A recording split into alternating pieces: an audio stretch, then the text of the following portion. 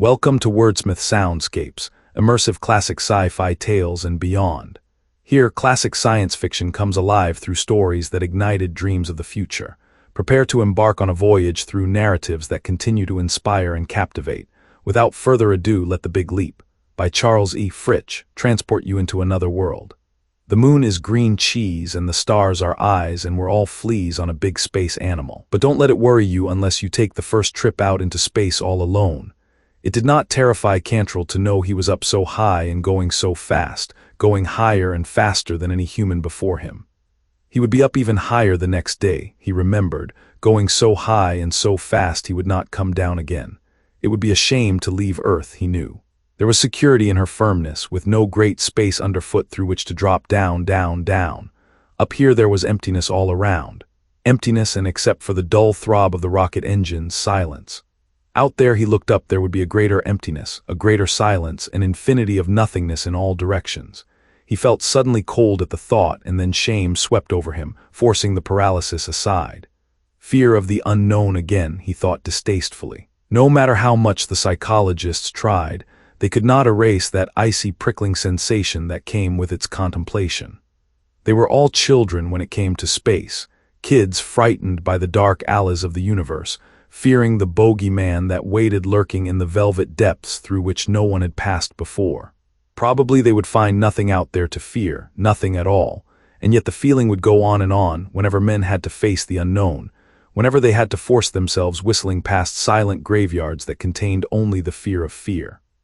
With swift precision he pressed studs on the control panel before him, and a bank of jets on the side of his rocket flared into sudden life, pushing, turning, pulsing flame into the thin air of the outside. His gyro chair made an effortless compensation for the altered direction. The ship banked, leveled, then leaped forward on a new course. Cantrell smiled. He could handle the ship now as though it were a part of him. On the big leap he expected no trouble. Not so the planners, who refused to leave the minutest stone unturned in their search for flaws in man or rocket. Physical checkups were made as often as twice a day. Psychiatrists had analyzed him constantly during the past 6 months, probing for any hidden factors that might make a space flight futile, fearing perhaps a mental return to the womb for a security that could not be found in untraveled space. We're all children when it comes to space, he reminded himself, and he laughed and wondered half seriously if he were really as psychologically free as he thought he was, accepting his animal allergy, of course, which was insignificant. There were many facets of the human mind the clinical instruments of psychology could never hope to touch. The mind was like an iceberg, and the submerged 9/10 could hold a great many unfathomables hidden in the vast depths, subtle monstrosities waiting to spring out and claw at his sanity. He smiled grimly as he realized where his thoughts were leading him, to fear of the unknown again. Of course, it was only the intellectual contemplation of it, but the mere thought disturbed him, and he began to feel angry at himself for allowing the thoughts to exist at all. Irritably he jabbed at the controls and felt the reassuring thrusts that drove him gently into the heavy padded cushions of the seat. With a smile, this time of satisfaction, he watched the speedometer needle rise to a new height. Below him, Earth was an unfamiliar blur, and he touched off the braking rockets to look at it.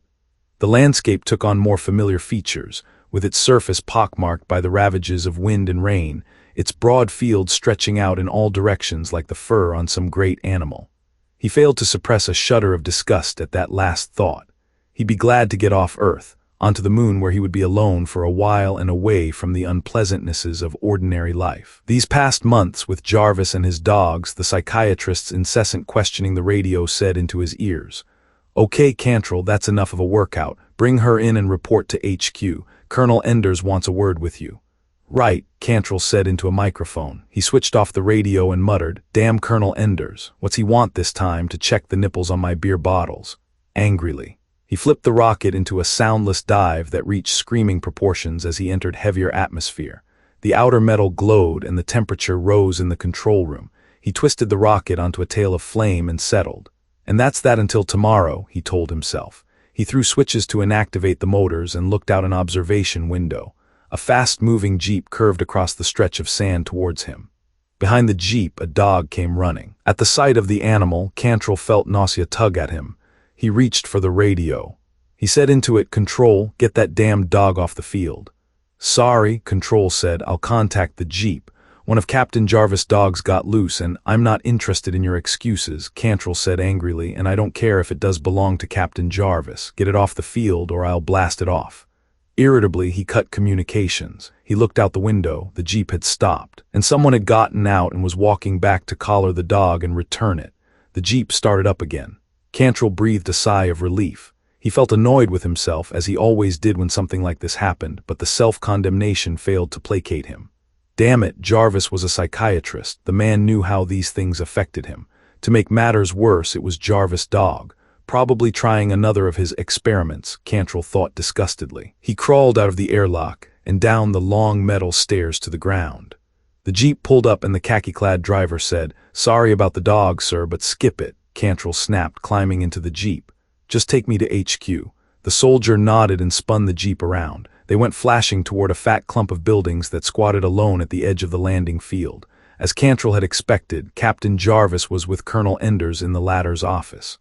"What was the idea of sending out that mongrel?" Cantrell flared. "You know I'm allergic to animals." "It was an accident. Besides, you're not allergic to anything," the psychiatrist said calmly, ignoring the insult to his pet. "You're rationalizing a pathological fear. Now, see here," Captain Jarvis held up a placating hand, "or hatred, if you wish, of animals." Okay, I don't like animals," Cantrell said. "We've been over that a dozen times, so what? I suppose you still think it has some bearing on my going to the moon and back." The psychiatrist shrugged. "Who knows, it might have." Colonel Enders said, "I'm beginning to agree with Cantrell, Captain. We're not going to find anyone perfect, it seems, so we may as well take those with the best qualifications. Cantrell certainly isn't going to encounter animals in space, and there's no life on the moon. Our foremost scientists assure us of that." "But can you be sure?" the psychiatrist wondered. "Can they be sure? Can anybody be sure? Scientists don't have all the right answers about our Earth, much less the other planets. We know as much about Earth as a flea knows about the dog or the cat he's on." Cantrell grimaced at the analogy. "That's why we're going up, to find a few answers. Anyway, tomorrow I'll be on my way because I've got the qualifications for it, animals or no animals. And if the moon has creatures on it that resemble dogs or cats or even fleas, I'll be mighty surprised. How about you, Colonel? Don't drag me into your arguments." Cantrell, the Colonel sighed. "I'm a military man, not a scientist.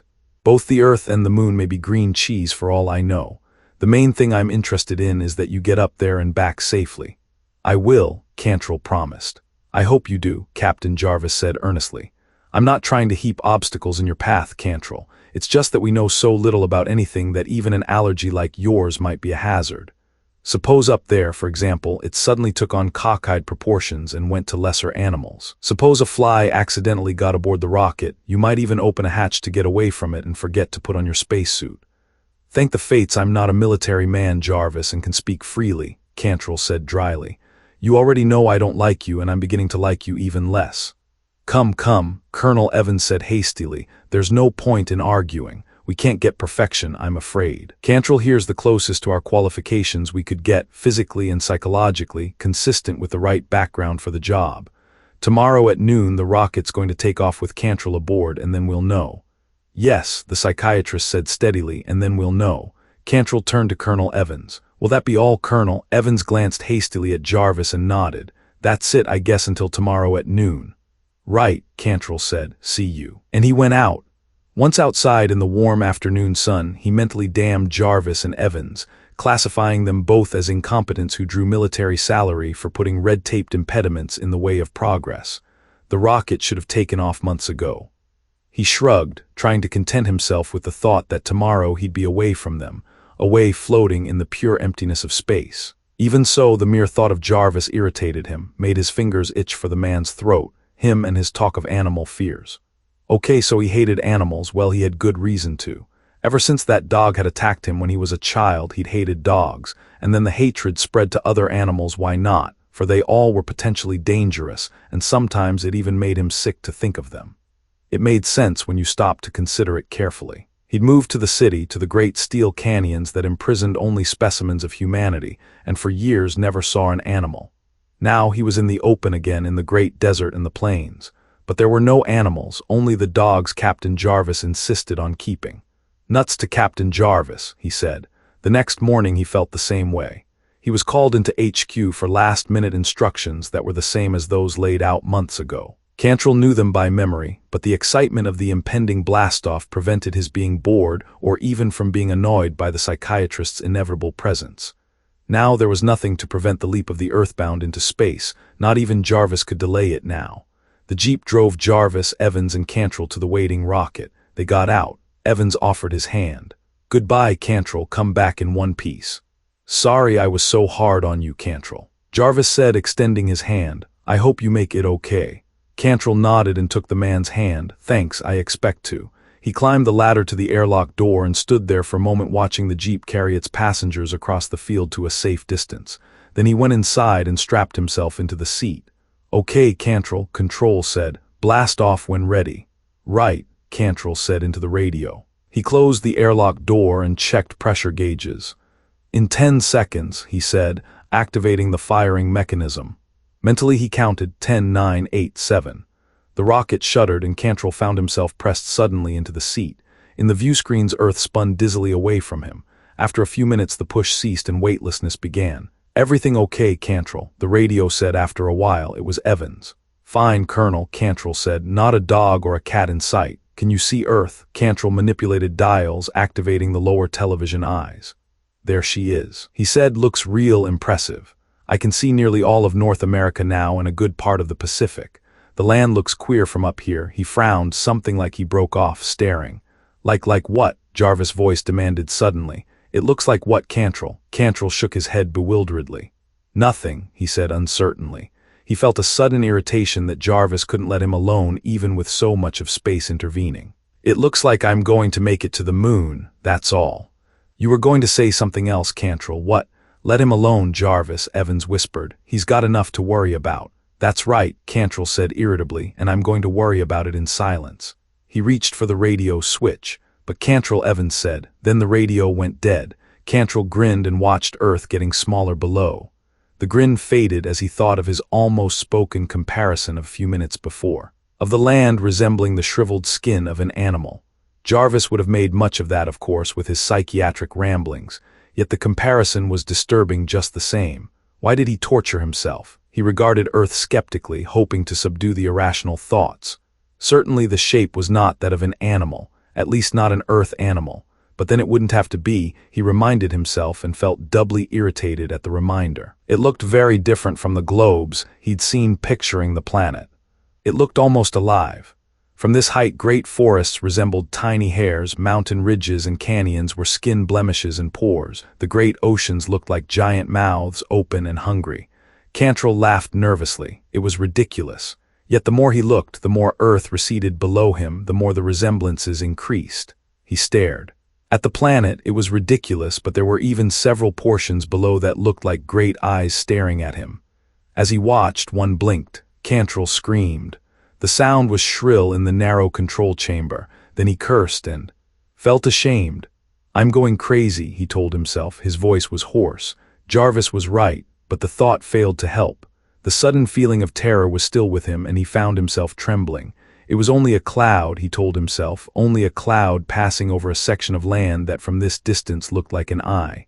He tried to laugh away the fear, but the sound stuck in his throat. He felt his heart beating faster than it should. "No," he said desperately, looking away. "No, I'm okay. My mind is clear and I'm all right. It's just being up here that gives a guy the jitters. Fear of the unknown. Things look different when you're not close to them. Got to calm down, take it easy." His hands trembled. "Scientists don't have all the right answers even about our Earth here," Jarvis had said. "We know as much about Earth as a flea knows about the dog or the cat he's on." The words echoed in Cantrell's memory, and he forced himself to look down at Earth. It was a planet that was all an inanimate mass and nothing more, as much as a flea knows. But was it possible that a flea might not realize the animal he was on was an animal? He had a headache, and he shook his head in an effort to clear it. His vision blurred, refocused with astounding clarity. Lines flowed together with sudden meaning. Before his gaze, rivers became veins, eyes stared at him curiously, ocean mouths yawned.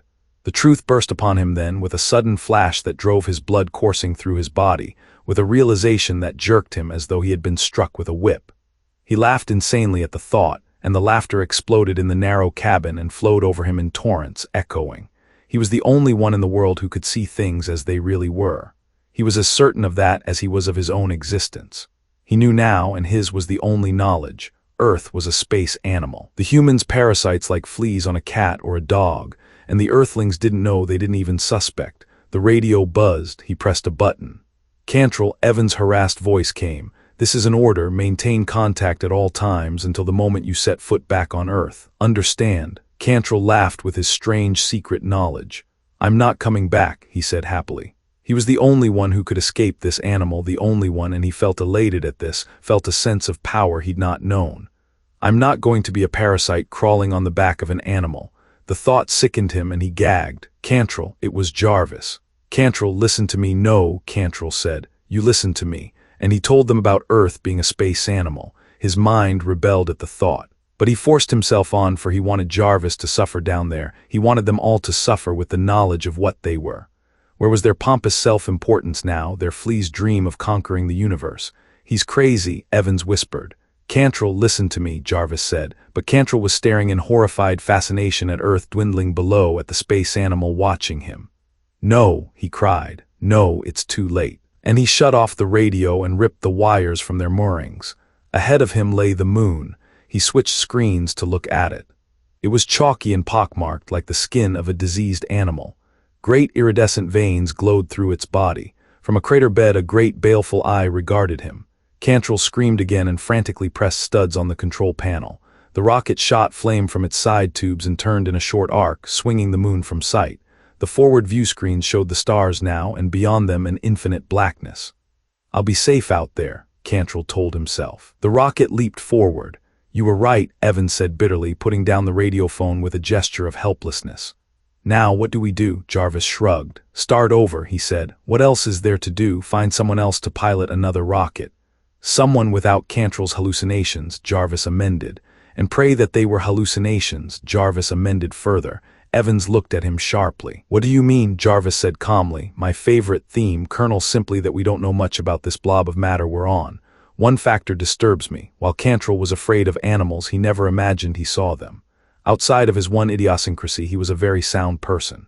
"What are you getting at?" Evans demanded irritably. "That it's unfortunate Cantrell had this animal fear. It's much too easy to blame that for what he saw. As a psychiatrist, I suppose I should say that's the reason for it. I might be right. But it has also occurred to me I might be rationalizing." He leaned forward, intensely serious. "Suppose, just suppose for a minute, that maybe we're the ones who are wrong, that maybe we're really parasites on an alien organism, that maybe we're under a kind of mass auto-hypnosis to protect our pride, and that maybe space restores our sanity for a while anyway, until another form of insanity takes over." "Anyone who supposed that would be crazy," Evans blurted.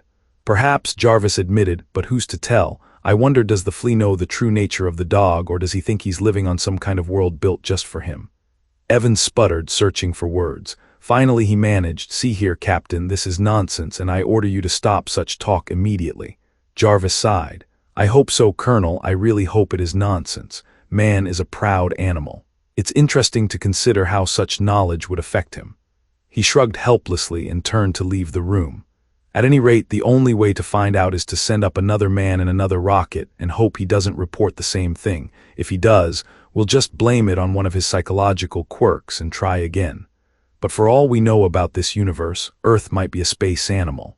A type of life so close to us, and yet so alien we don't even recognize it or don't want to." Colonel Evans wet his lips. Do you really believe that, Captain?" Jarvis considered the question. "No," he said slowly. "No, I don't, but I do think it points up an important fact. When a man gets out there in space, cut off from everything he's ever known, allergies, idiosyncrasies, personal likes and dislikes, everything on a conscious and a subconscious level may take on an exaggerated importance." "You make it a big problem," Evans said. "It is a big problem." Jarvis sighed. "At any rate, I'm going to volunteer for the next flight. That's the least I can do for Cantrell." He went out. The colonel stared after him, puzzled and slightly indignant. He shook his head. The man was crazy. Earth an animal, the idea was preposterous, but the thought hammered at him, repeating. Jarvis was right, of course, when he said it was undoubtedly psychological, and yet suppose, just suppose. Trembling, he shook off the thought and looked out at the field, the buildings, the sky, Earth's pale satellite emerging from the sky like a child following in the wake of its mother. "They say the moon came out of Earth," he thought suddenly, and the analogy struck home. The man in the moon looked down at him and he turned hastily away. The afternoon was warm, but Colonel Evans suddenly felt very cold. Thank you for joining me on this journey through the cosmos. Brought to you by Wordsmith Soundscapes, immersive sci-fi tales and beyond. If you enjoyed this story, give it a thumbs up and subscribe to explore new worlds, thrilling adventures, and boundless imagination. Have a favorite sci-fi classic or an idea you'd like to hear? Drop it in the comments below. I'd love to hear from you. Until next time, dream boldly, imagine fearlessly, and keep exploring the stars.